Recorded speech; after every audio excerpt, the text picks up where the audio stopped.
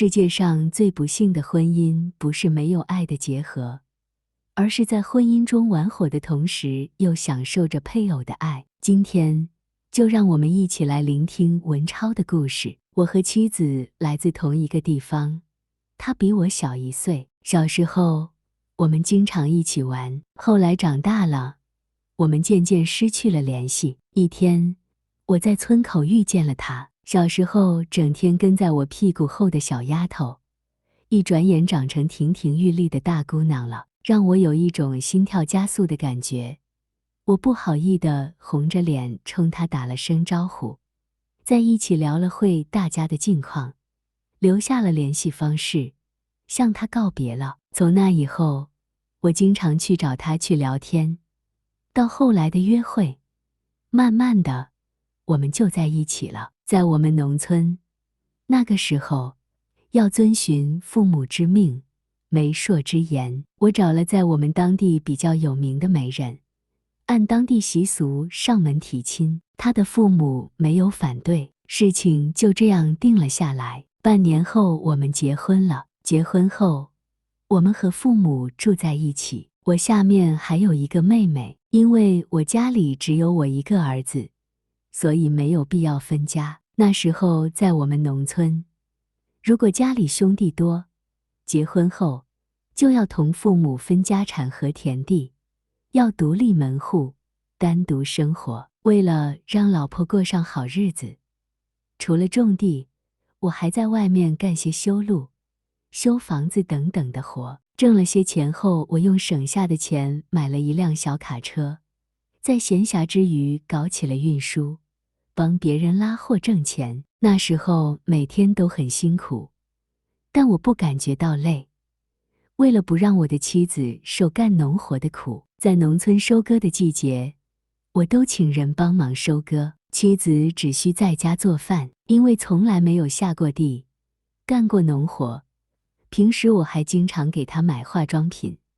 同村里的那些小媳妇和大姑娘里站在一起，完全与众不同。妻子165 cm 的身高，身材很好，皮肤也很白，一头乌黑发垂在肩头。每次我忙完回家，都忍不住多看她一眼。在我眼里，我的妻子是世界上最美丽、最漂亮的。有一次，村里的一个哥们提醒我，兄弟，别只知道埋头在外面干活，让你的妻子像仙女一样一个人待在家里，小心有猫到你家里偷腥呀。我还把我的哥们大骂一通，你就是嫉妒我有一个漂亮的老婆，吃不到葡萄说葡萄酸，有本事你也去娶一个漂亮的老婆来。日子每天都在继续。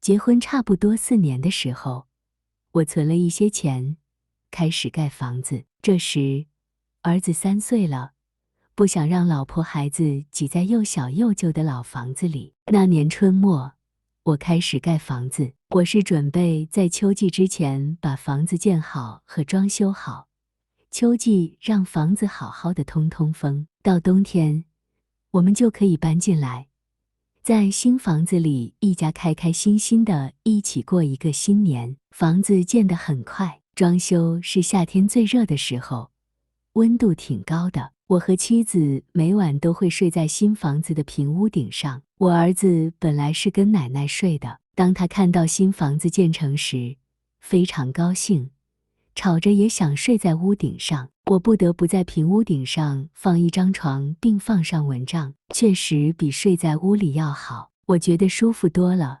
心里也觉得很开心。平时可能因为白天太累，一觉睡到天亮，半夜就没有醒来过。那天晚上，也许是因为我儿子睡在我旁边，我半夜醒来，摸了摸儿子的小胳膊和腿，有点冷。一看，老婆不在床上，我以为她去上厕所了，也没在意，就下楼去拿被子给儿子盖。走到2楼的时候，发现2楼的电风扇在转，看着2楼的床，上面睡着一个人。我在2楼放了一张小床，让装修师傅吃完午饭休息。天气太热了，我也买了个风扇，师傅们可以在午休时吹，也可以在搞事的时候吹。一开始，我以为是我老婆睡在床上，但透过星光，我依稀看到床上有2个人。我打开灯，没想到床上真的有2个人，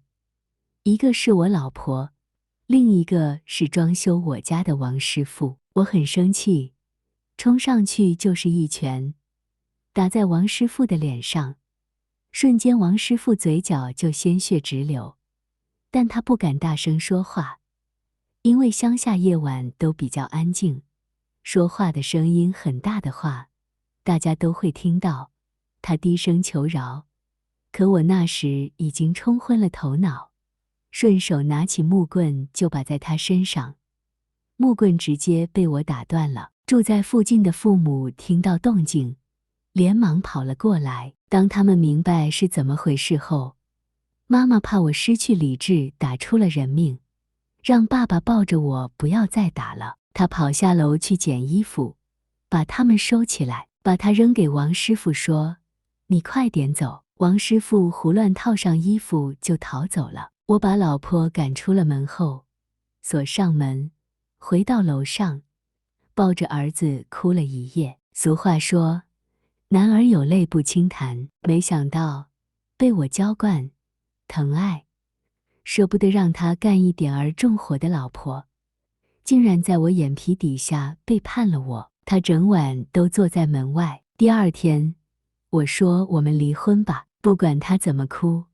求我原谅，我都不为所动。他的行为深深地伤害了我，我无法说服自己原谅他。我把一张还有1万多元的卡给了他，对他说：“你走吧，去找更好的男人吧。女人一定要懂得自重和自爱。”她的丈夫那么爱她，她不仅不懂得感恩，还在丈夫眼皮子底下明目张胆地出轨，最后被丈夫赶出家门。这是她应得的，希望她能吸取这次教训，在以后的道路上走好。